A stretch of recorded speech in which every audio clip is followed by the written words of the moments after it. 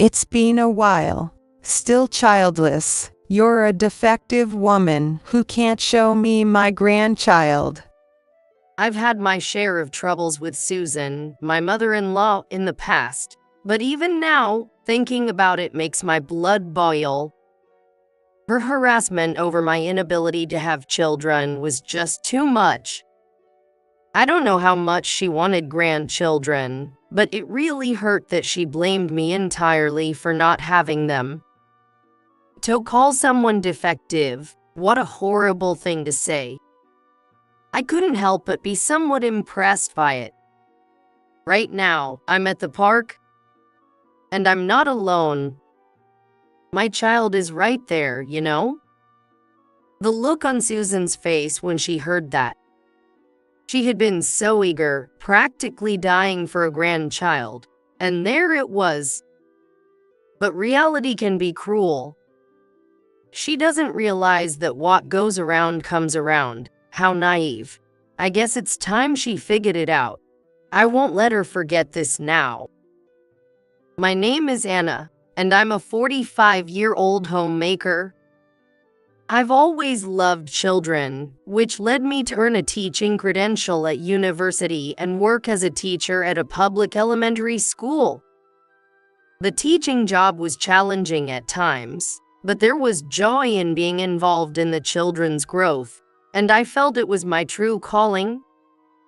I was immersed in my work, but one day a childhood friend introduced me to someone.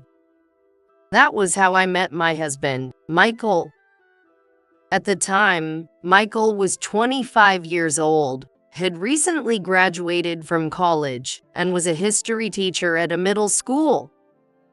Apparently, he was concerned about the lack of opportunities to meet people while working at a middle school.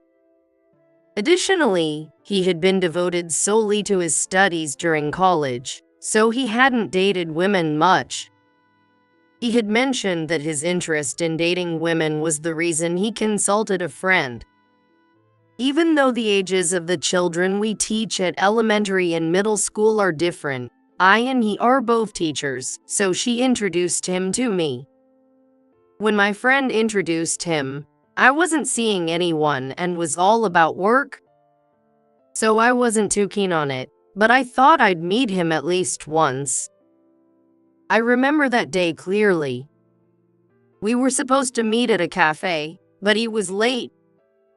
I'll wait another 30 minutes, and if he doesn't show up, I'm leaving. Just then, someone ran into the cafe. I'm so sorry for keeping you waiting. Michael, gasping for breath, looked as if he could barely stand. No, it's okay. I was just worried something had happened. Actually, I got caught up recommending books to a student in my class, and before I knew it, it was time to meet. Hearing his response, I couldn't help but burst out laughing. At the same time, I could tell he was a good person. If he could get that involved in discussing books with a student, he must be well loved. And I couldn't blame him for imagining Michael eagerly introducing recommended books to his students. I'm sorry, it's our first meeting, and I'm laughing so much. I want to know more about you. Oh, really? Seeing you smile made my nerves disappear. You were nervous. Yes, well, I didn't expect to meet such a wonderful woman. Michael said, somewhat shyly. Come on, I'm almost 35, you know? I'm probably quite a bit older than you. I'm 25 now, but age doesn't matter to me. Michael and I started to have more conversations, trying to understand each other better.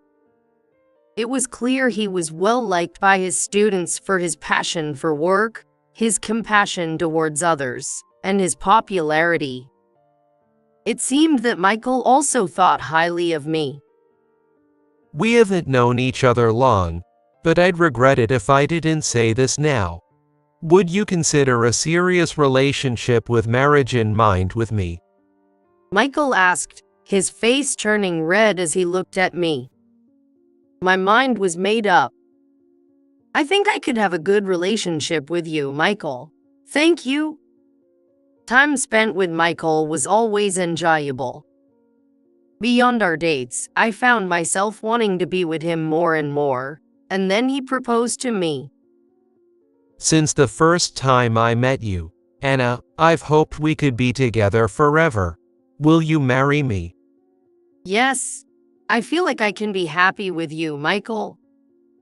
I answered without hesitation. We met each other's parents and made it official. We were going to get married.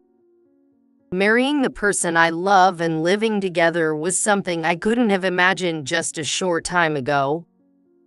We discussed our future work and children as we planned our marriage. Michael respected my thoughts and my life. That was one of the reasons I fell for him. Even after we're married, I want to continue working. I really love my job as a teacher. I can see that, Anna. But what about children? I'd like to have them if possible, but I want to respect your thoughts on actually having them. Of course, I want children too. It might be tough balancing them with work, but I hope we can have them sooner rather than later. Michael and I decided to try for a child while I continued working within what was possible. This is something bestowed upon us. We can't control it on our own. However, I didn't realize that troubling times were starting to brew in our life. I'm heading out to sports practice. Okay, darling. You'll be back by dinner, right? Take care. After seeing Michael off, I was drinking coffee alone in the living room when the doorbell rang. Hello, Anna. Hi, Susan. Michael's at school for sports practice. Is there something you need? Susan seemed momentarily disappointed, but then turned back to me and suddenly said, It's almost been a year since you got married, hasn't it? Yes, thanks to you. That's not what I mean. Before you look after other people's kids, you should have your own. If you can't even manage that, you might as well quit your job. Susan looked frustrated, as if she couldn't convey her message clearly. It's kind of sudden to say that. Isn't it about time? Or were you not planning on telling me until you're stable? What? Children? You're 35, aren't you? It's normal to have 2 or 3 kids by now. I was taken aback by her sudden interest in having children. But this isn't something I can just decide on my own, so I decided to be honest. Michael and I have been talking about it. If it happens, you'll be the first to know. What are you being so casual about? I can't understand how you can afford to wait. Her increasingly anxious demeanor puzzled me, especially since she had seemed so calm when we met before we were married. I'm sorry if I upset you, but this is not something I can control on my own. So what are you saying? Is it Michael's fault? Then Susan walked briskly into the room, and from inside, I could hear Susan's voice. What is this machine? I just tripped over it. I'm sorry, that's an air purifier. An air purifier? It's so big. I'm particularly sensitive to the air quality because of my dust allergy. I'm really sensitive to house dust, and I start sneezing uncontrollably. That's why I have this air purifier, even though it's in the way. I'm sorry. Then Susan sighed heavily. Are you just making excuses? Excuses? Because that's it. You say it's dust or allergies, and that makes you weak, doesn't it? If you really need fresh air, just open a window. Unfortunately, I live on the second floor of an apartment building in a busy area. I'm also worried about exhaust gas. Well, there is exhaust gas, so I can't really open the windows much. Relying on such a nonsensical device. That's why you can't have kids, isn't it? Susan seemed convinced she was right as she looked at me with a self-assured expression. You want children, right? Then come to my house next week. But, well, It's fine. My husband isn't home, and I'm the only one there, so it won't bother anyone.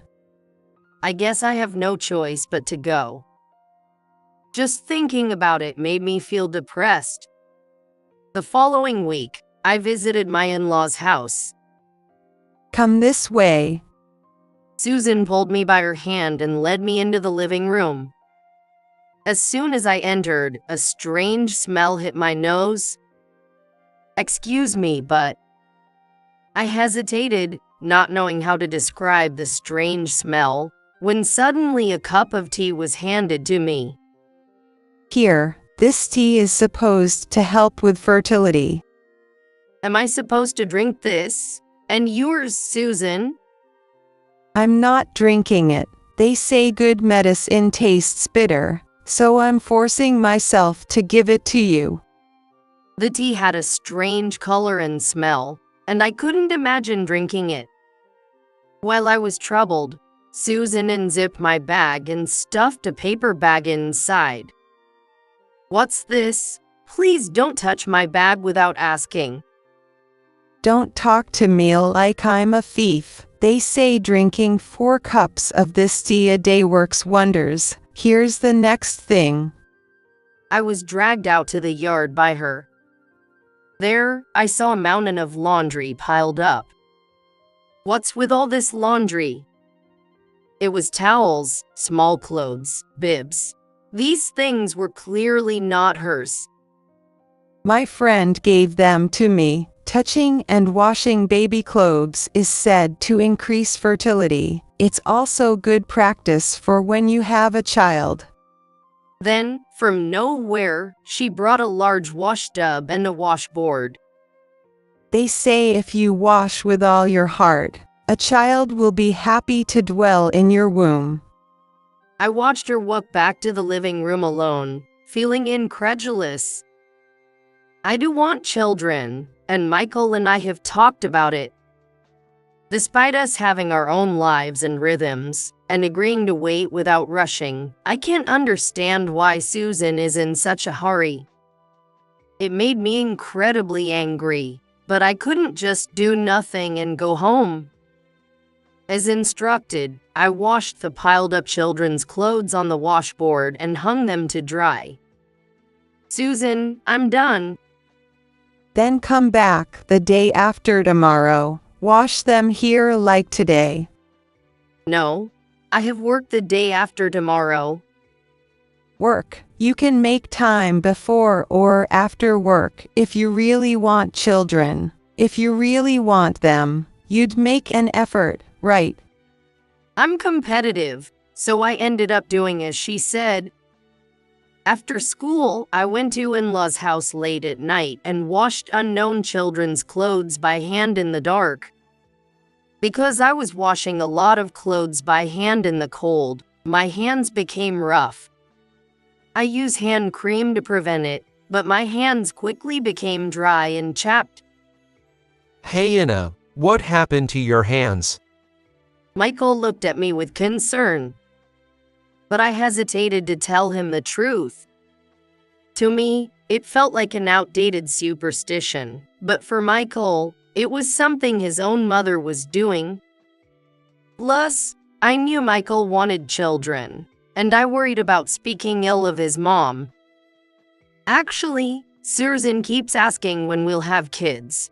She told me that washing children's clothes by hand could help with fertility, so I've been going to her house every other day to wash them. Michael looked at me in disbelief. Really? You seriously think that will help you have kids? After thinking for a moment, Michael seemed to make up his mind about something. Let me talk to my mom. You don't have to go there anymore. Actually, Mom has some inheritance from my dad, and she said she wanted to try living on her own without depending on her son or grandchildren. I'm also going to see a doctor. A doctor? Why?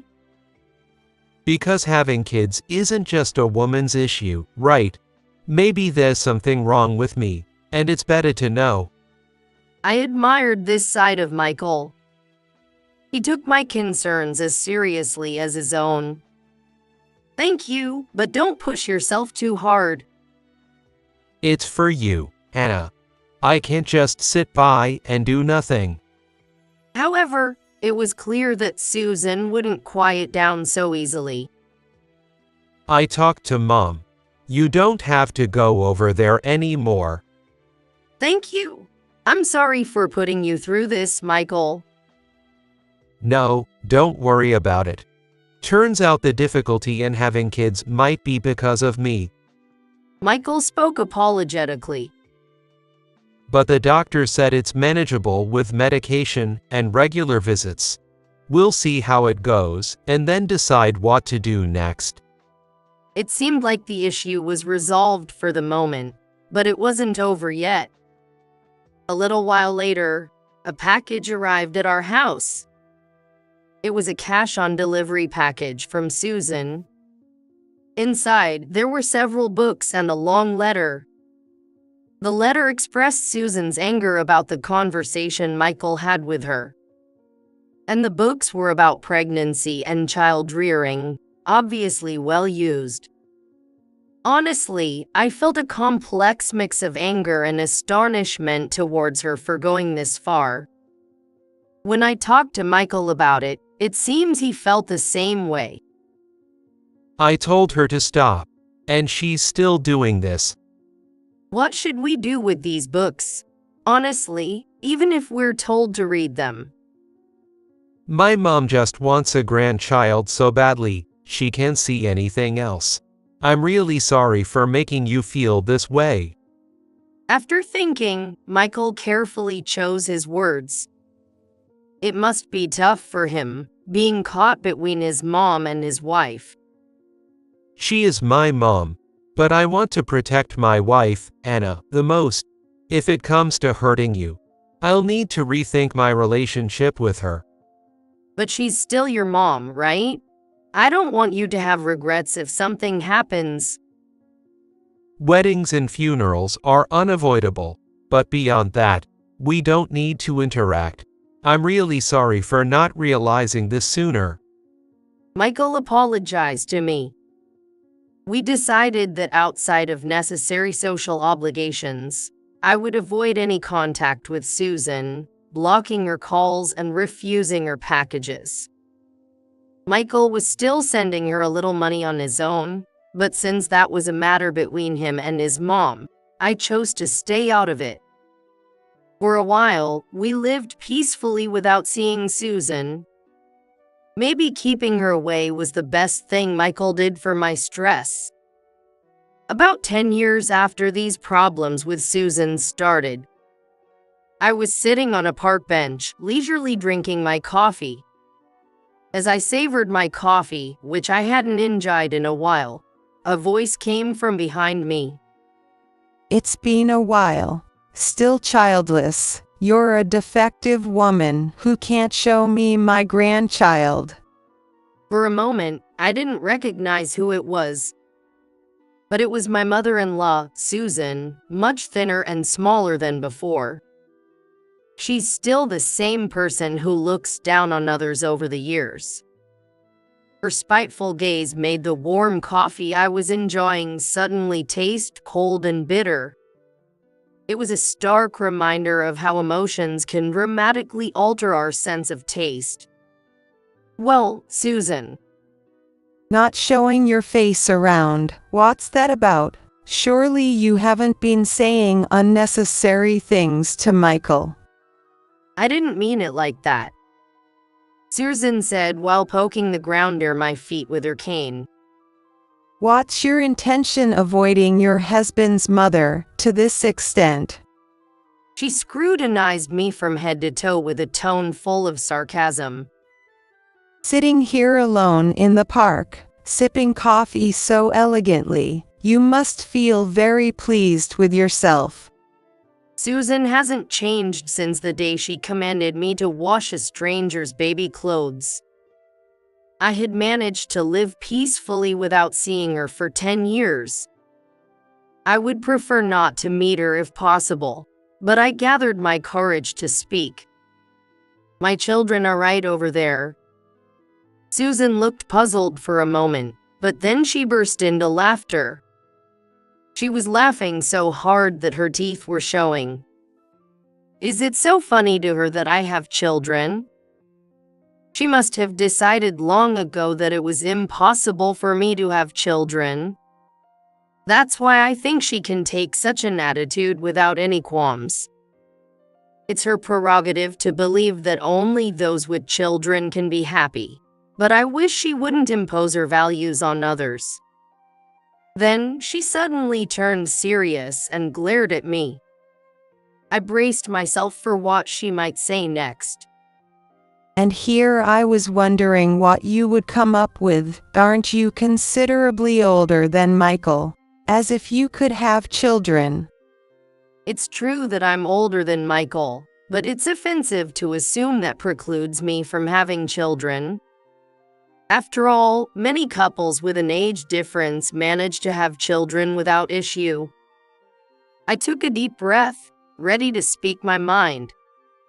That's why. Suddenly, Susan put her index finger to my lips. She raised her finger, signaling me to stop talking, and glared at me.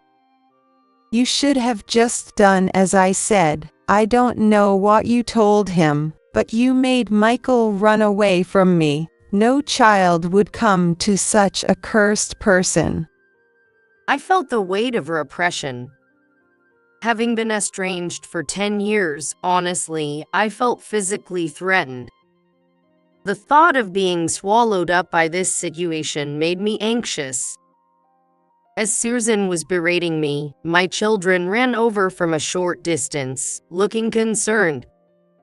I felt terrible for making them see me like this. Mom, what's wrong? Is this person someone you know? Well, this person is. I hesitated to tell Mary and Emma the truth. Although Susan brings back bitter memories for me, she is their grandmother. Is it right to keep them apart based on my personal feelings and reluctance to meet her?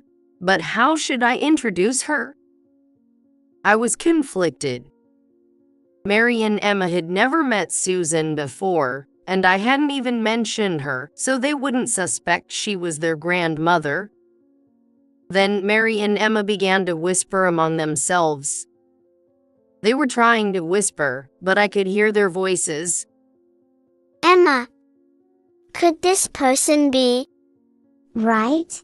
Mary, do you think so too? Because she was also around the other time, it must be her. Susan pretended not to notice their whispering but approached Mary and Emma. Her hands trembled as she reached out to touch them, and the two of them watched with indescribable expressions. Indeed, to Mary and Emma, she was a stranger. Having a trembling hand suddenly thrust toward them would understandably be terrifying. Could you really be Michael's children, my grandchildren? Susan approached Mary and Emma as if it were a touching reunion. Then Mary and Emma stepped back a few paces and said to her, Aren't you the nagging old lady from the store? What do you mean? You thought so too? I thought the same. The two suddenly got excited, and I couldn't understand what was happening. She's always at the store near our school. Exactly. We always see her yelling at the clerks. What are you talking about? She's the person from the store near our school.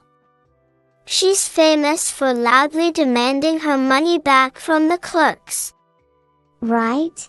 She only yells at the young people and says nothing when the person wearing a manager's badge is there. I had never heard this before, but it was clear she was selectively targeting people to harass. It was as if she only attacked the vulnerable.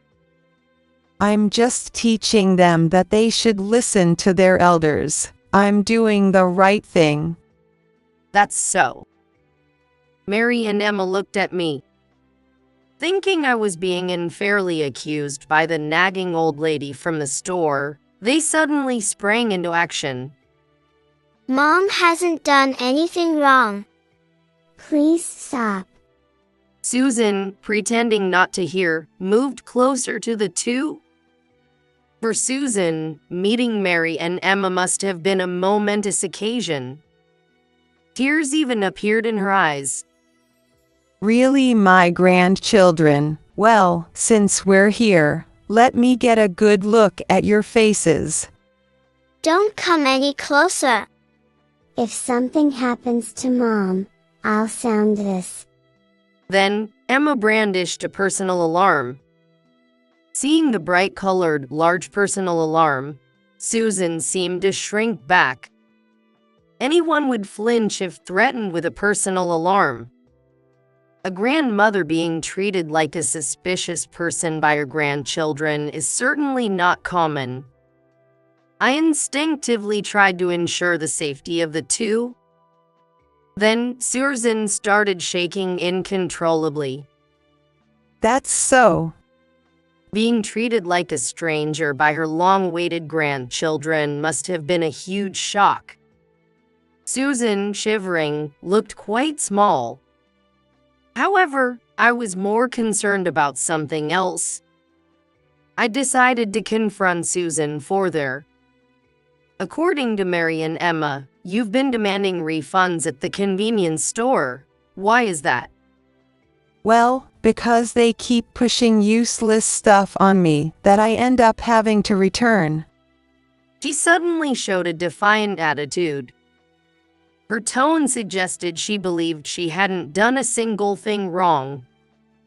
I decided to ask her the question she would hate to hear the most. Susan, are you having financial difficulties? Is that why you can engage in such embarrassing behavior in public?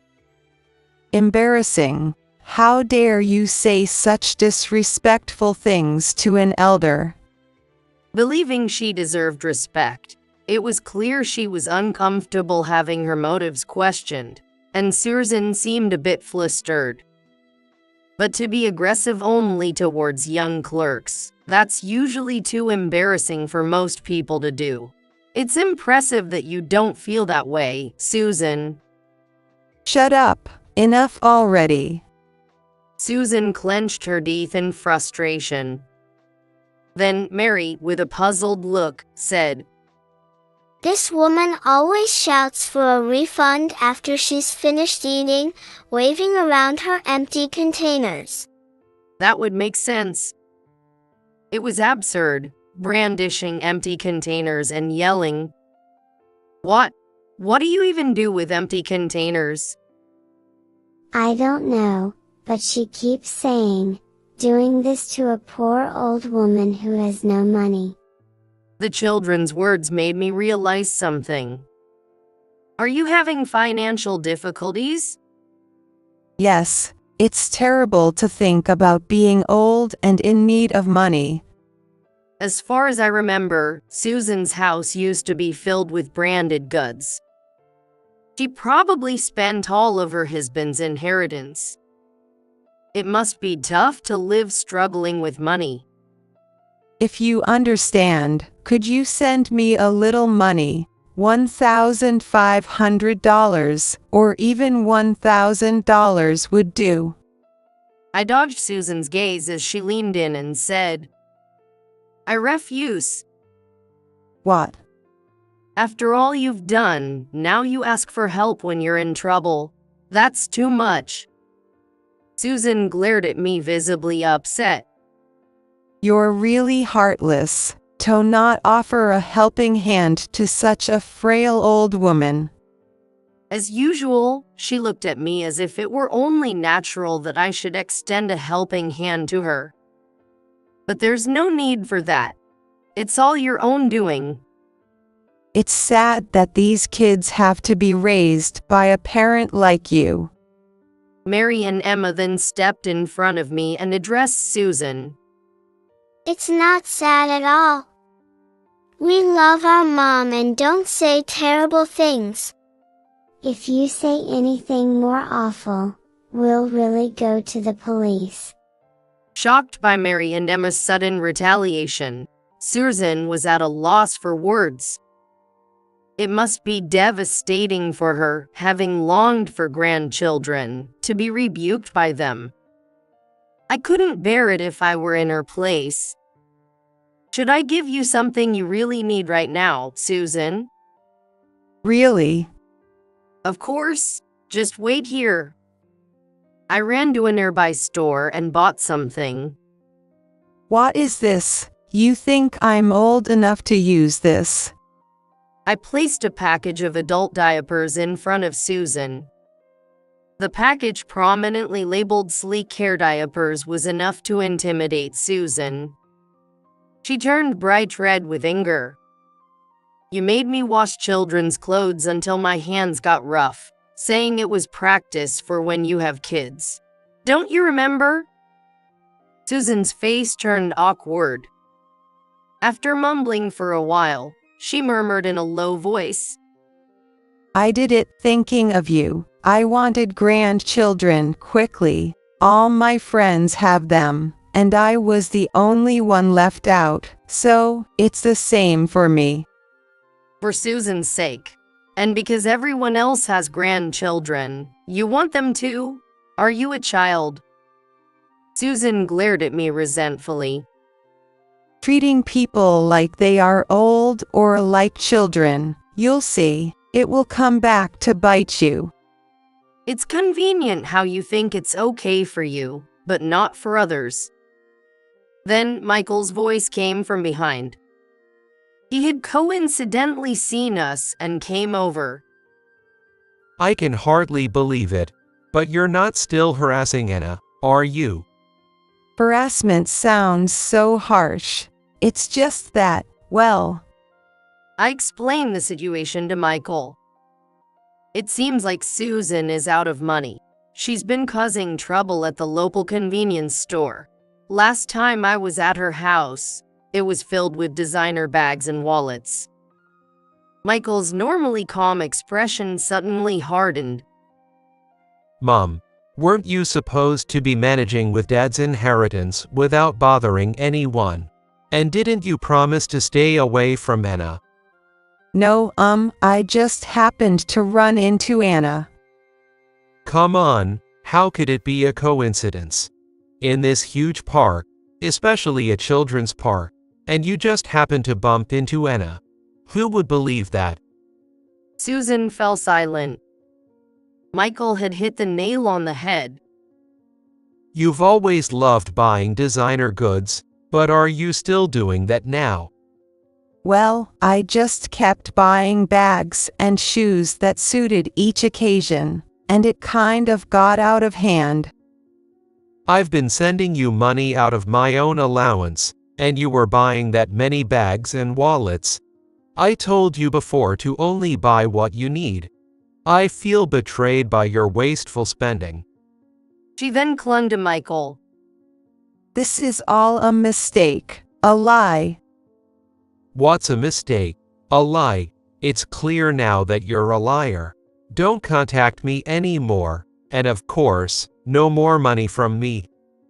Michael turned and walked away, never looking back at his mom. She collapsed on the spot. Rejected by her own son, she likely wouldn't recover from this. If only you had hurried up and had children, it would have been better if you had them while I could see them. Well, I didn't have children for your sake, Susan. Then I went home with Mary and Emma. I thought I'd never want to meet her again. And it seemed they hadn't seen her since I warned them to be careful when going to and from school. One day, relieved that all was quiet, I got a call from the hospital.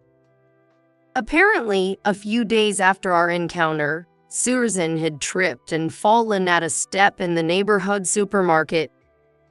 When I went to the hospital to pick her up, I found Susan in bed, along with the supermarket manager and a police officer.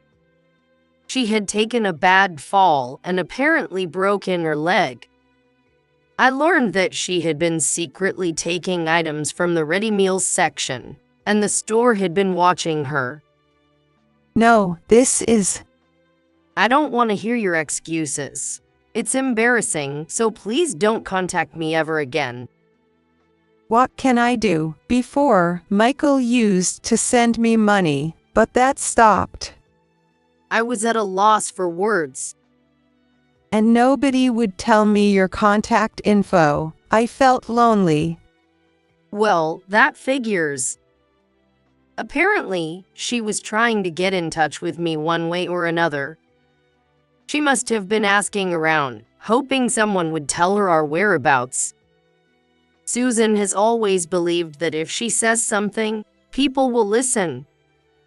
However, I had taken thorough precautions beforehand. I informed various people about Susan's behavior and the unpleasant experiences I had endured with her, while also asking them not to give out my contact information. The last thing I wanted was to meet such a self-centered person again. In the end, no one had given Susan our contact details. I heard that some had even blocked her calls, likely because she was quite disliked within the circle. Anyone would naturally distance themselves from such a person. Given her nature, it wasn't surprising to hear she was being blocked. Ultimately, she spent her days in the hospital alone. She's lashing out at hospital staff because of the stress, and she's been given severe warnings. It's manageable for now, but who knows what will happen next. This is her way of continuing to go crazy without realizing how much she is hated. I'm enjoying peaceful days with Mary, Emma, and Michael. I was worried about what would happen when we unexpectedly met Susan in the park, but I'm glad I took decisive action. It was good to discuss our problems with her with Michael. Together as a couple, we went through treatment, and through this process, we were able to meet Mary and Emma. I've also come to understand that if you don't value people like Susan, it eventually comes back to affect you as well. Mom! Over here, hurry up! Mom, you're so slow. Mary and Emma were beckoning with bursting smiles. I ran to catch up with them and gave them a big hug. I want to cherish the happiness of living these joyful days with Mary, Emma, and Michael.